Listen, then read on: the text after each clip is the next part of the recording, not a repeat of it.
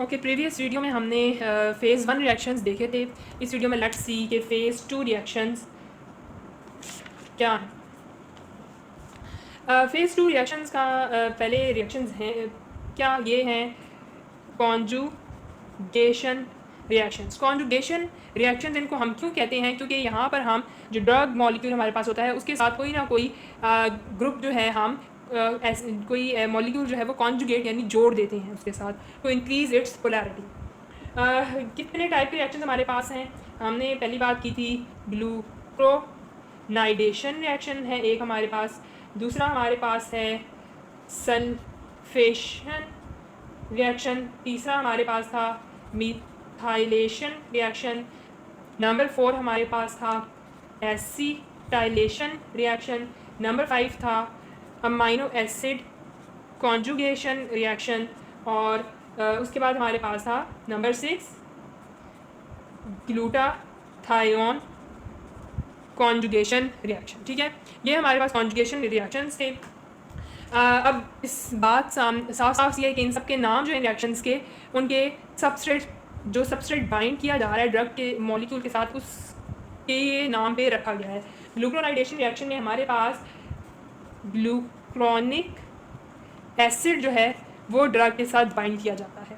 जो हमारे पास sulphation reaction है उसमें हमारे पास सल्फेट को बाइंड किया जाता है। मिथाइलेशन में मिथाइल ग्रुप को बाइंड किया जाता है। एसिटाइलेशन में हमारे पास एसीटेट मॉलिक्यूल बाइंड किया जाता है। अमाइनो एसिड में कोई भी amino acid, let's suppose glycine है, ठीक है, ग्लाइसिन कॉन्जुगेशन के लिए ग्लाइसिन बाइंड कर दिया, ठीक है। ग्लूटाथायोन में ग्लूटाथायोन मॉलिक्यूल जो है वो ड्रग के साथ बाइंड कर दिया जाता है। इधर से आगे ड्रग्स देख लेते हैं जो दो इन रिएक्शंस के थ्रू यानी कि कौन सी ड्रग किस रिएक्शन में जाएगी ये देख लेते हैं। अब जो ग्लूकोनाइडेशन रिएक्शन है वो है एस्पिरिन, ठीक है, स्टीरॉइड्स, ठीक है, उसके बाद फेनिटॉइन, ठीक है, उसके बाद फिनोबार्बिटॉल है,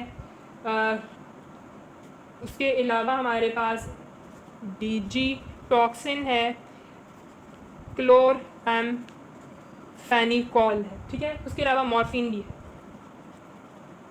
ये सारे जो है ड्रग्स हैं वो ग्लूक्रोनिक एसिड के थ्रू जो है फ़ेज़ 2 रिएक्शंस में जाएंगी। उसके अलावा एसिटाइलेशन रिएक्शन सल्फेशन रिएक्शन है, ठीक है। सल्फेशन रिएक्शन में कैटिकोलामाइंस, ठीक है, या फिर एसिटामाइनोफिन, ठीक है, ये जाएगा, ठीक है। उसके बाद जो है हमारे पास मिथाइलेशन रिएक्शन है। मिथाइलेशन रिएक्शन में कैटेकोलामीन्स या फिर हिस्टामीन, ठीक है, ये इस प्रोसेस के थ्रू होंगे, बायो ट्रांसफॉर्मेशन इनकी होगी। उसके बाद हमारे पास आते हैं एसिटाइलेशन, जो सल्फोनामाइड्स हैं वो, ठीक है, इस प्रोसेस के थ्रू होंगी। उसके बाद हमारे पास है अमाइनो एसिड में, लेट्स सपोज ग्लाइसिन कॉन्जुगेशन ही देख लेते हैं, वो है सैलिसिलिक एसिड या फिर निकोटिनिक एसिड, ठीक है। उसके बाद हमारे पास ग्लूटाथायोन कॉन्जुगेशन है, ठीक है, ये इससे इथ्राक्राइनिक एसिड, ठीक है। अब ये ड्रग्स की आगे एग्जांपल्स हो गई जो कि इन रिएक्शंस के थ्रू अपनी मेटाबॉलिज्म में, हेपाटिक मेटाबॉलिज्म में जाएंगी। अच्छा, पिछली वीडियो में जब फ़ेज़ 1 फ़ेज़ 2 रिएक्शंस के डिफरेंसेस मैंने बताए थे, तो लास्ट पॉइंट वॉज के there are species differences that exist in these phase 1 and phase 2 reactions. अब वही स्पीशी डिफरेंसेस देख लेते हैं इन रिएक्शंस से रिलेटेड। पहला स्पीशी डिफरेंस ये है कि जो हमारे पास कैट्स हैं, ठीक है, कैट्स के अंदर जो ग्लूकोनाइडेशन रिएक्शन है वो पॉसिबल नहीं है या बहुत थोड़ी अमाउंट में हो रहा होता है, क्योंकि कैट्स लैक द एंजाइम्स। वो एंजाइम जो ग्लूकोनाइडेशन रिएक्शन में इन्वॉल्व है, जो कि ड्रग के साथ ग्लूक्रोनिक एसिड को बाइंड करती है, वो एंजाइम्स एब्सेंट हैं। फॉर एग्जांपल जैसे ग्लूक्रोनाइल ट्रांसफीरेज, ये एंजाइम जो है वो एब्सेंट है इसके अंदर। तो इसलिए क्या होगा कि एक ऐसी ड्रग जो कि ग्लूकोनाइडेशन रिएक्शन से मेटाबोलाइज होगी, वो आप अगर कैट्स को दे देंगे तो उनकी टॉक्सिसिटी हो जाती है कैट्स के अंदर। इसीलिए ना आप कैट को मॉर्फिन देंगे, ना फिनोबार्बिटॉल देंगे, ना आप एस्पिरिन देंगे, ना स्टीरॉइड्स देंगे, ठीक है।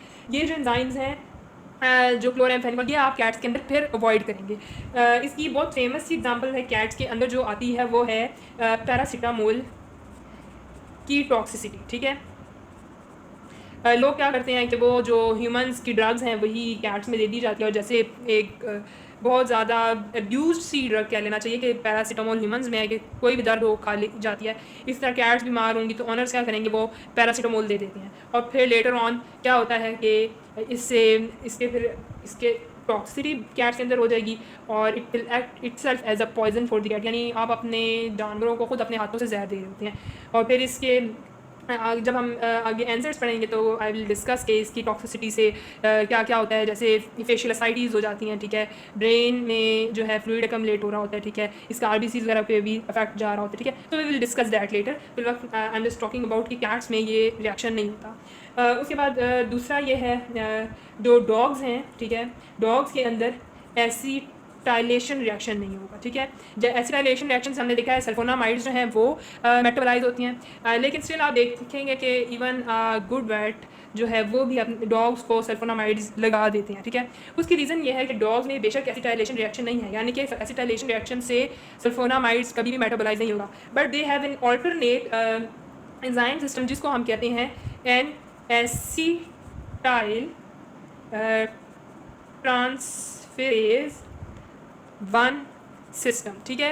ये सिस्टम क्या करेगा कि ये जो सल्फोनामाइड्स हैं वो इस एंजाइम सिस्टम के थ्रू एक्सक्रीट आउट, मतलब मेटाबोलाइज हो जाती हैं और फिर आगे एक्सक्रीशन हो जाएगी, ठीक है। लेकिन डॉग्स के अंदर एसिटाइलेशन रिएक्शन नहीं होता। उसके बाद फिर हमारे पास आ जाते हैं स्वाइन्स, यानी पिग्स के अंदर सल्फेशन रिएक्शन नहीं होगा। So the drugs that are metabolise by this way, वो अगर आप स्वाइन्स में देंगे तो टॉक्सिसिटी क्रिएट हो जाएगी, क्योंकि वो ड्रग कभी भी एलिमिनेट आउट बॉडी में नहीं होगी, वो कम्युलेट ही रहेगी, ठीक है, और उसकी टॉक्सिसिटी हो जाएगी। उसके बाद हमारे पास जो अमाइनो एसिड कॉन्जुगेशन रिएक्शंस हैं वो बर्ड्स के लिए इम्पॉर्टेंट हैं, ठीक है। इम्पॉर्टेंट फॉर बर्ड्स क्या है, अमाइनो एसिड कॉन्जुगेशन रिएक्शंस, ठीक है, और यानी उनमें होते हैं, ठीक है, and these are important for their health. उसके बाद जो हमारे पास रैबिट्स हैं, जो हमारे पास पिग्स हैं, और जो हमारे पास हॉर्सेस हैं, इनके अंदर हमारे पास मैक्सिमम ग्लूक्रोनाइडेशन रिएक्शन हो रहा होता है, ठीक है। सो कैट्स में जो है वो बिल्कुल नहीं हो रहा होता और इनके अंदर मैक्सिमम हो रहा है, ठीक है। अच्छा, अब इन सारी बातों के बाद क्या है कि जो भी हमारे पास ड्रग मॉलिक्यूल्स हैं वो इन प्रोसेसेस में से गुजर के नॉन पोलर से पोलर कंपाउंड में, यानी ये सारे के सारे पोलर कंपाउंड्स अब बन चुके हैं and they are ready to be excreted out from the body. लेकिन इसमें एक एक्सेप्शन आ जाती है, उसको देख लेते हैं। होता है क्या कि ये लेट्स सपोज अगर हमारे पास एक लिवर है, ठीक है, और इसने बायो ट्रांसफॉर्मेशन रिएक्शन जो है वो परफॉर्म कर ली हैं, और अब जितनी भी हमारे पास ड्रग मॉलिक्यूल्स हैं वो पोलर हो गए हैं। पोलर हो गए हैं तो क्या करेगा, ये बाइल के थ्रू जो हमारे पास बाइलरी डक्ट है उससे या तो वो जीआईटी में ड्रग्स भेजेगा ताकि वो फीसिस से निकल जाएं, या वो ब्लड के थ्रू स्पेशल वेज के थ्रू किडनीज़ में भेजेगा, ठीक है, नेफ्रॉन्स, और वहाँ से वो यूरिन के थ्रू एक्सक्रीट आउट हो जाएंगे। लेकिन यहाँ पे एक एक्सेप्शन हो जाएगी। एक्सेप्शन ये है कि अमूमन कुछ ऐसी ड्रग्स होती हैं वो जब जीआईटी के इंटेस्टाइन में आएंगी, ठीक है, तो यहाँ पे जो बैक्टीरियल फ्लोरा है वो उसको जो पोलर थी उसको अगेन नॉन पोलर कर देगी by removing the conjugated molecule. यानी वो माइक्रोफ्लोरा क्या करता है, वो उस ड्रग के ऊपर से वो कॉन्जुगेटेड मॉलिक्यूल उतार देगा और वो ड्रग फिर नॉन पोलर हो जाएगी। और अगर वो नॉन पोलर हो जाएगी, this was that's small intestine, तो ड्रग ने क्या करना है, नॉन पोलर यानी लाइपोफिलिक, उस ड्रग ने फिर रिअब्जॉर्ब होना है, फिर उसने पहुंच जाना है वो लिवर के अंदर। और ये वही फिनोमेना है जो हमने पीछे एब्जॉर्प्शन में पढ़ लिया था कि this is called antero hepatic recycling. तब मैंने जस्ट आप लोगों को इंटेरोपैटिक रीसाइक्लिंग होता क्या है कि ड्रग जो है वो लिवर से जीआईटी में जाती है, और क्योंकि वो लाइपोफिलिक होती है वो दोबारा अब्जॉर्ब हो सर्कुलेशन से फिर लिवर में चली जाएगी। यानी ड्रग है वो लिवर में गई, लिवर से वो जीआईटी में गई, जीआईटी से वो सर्कुलेशन से अब्जॉर्ब होकर फिर लिवर में आएगी, फिर वो जीआईटी में जाएगी, फिर लिवर में जाएगी, और ये सर्कल जो है वो रिवॉल्व होता रहता है। तब मैंने आप लोगों को पर्पजली इसकी एग्जाम्पल नहीं दी थी बिकॉज फिर मेमोराइज़ करना मुश्किल हो जाता है, but here I am giving you example.